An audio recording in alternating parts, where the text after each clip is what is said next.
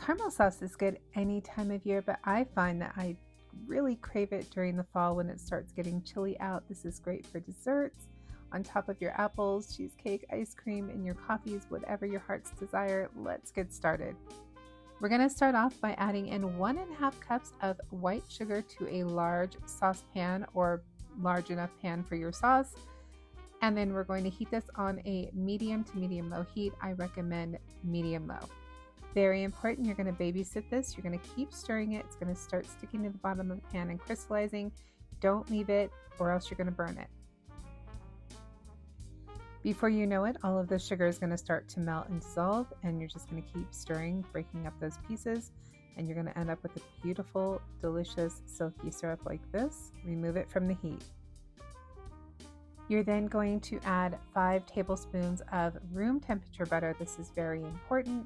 You don't want it to be cold butter. Any cold temperatures are going to start thickening your sauce quick and crystallizing it, so make sure it's room temperature and add a little bit of butter at a time and then mix it in. It's going to start thickening.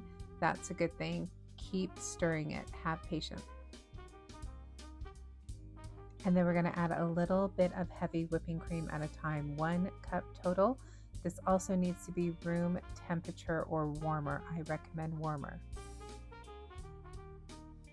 Eventually it's going to be a beautiful sauce like this. If you notice any thickening or any crystallization where it's balling up, put it back on the stove on low heat and have patience. Just mix it. It is important if you want it to stay a sauce.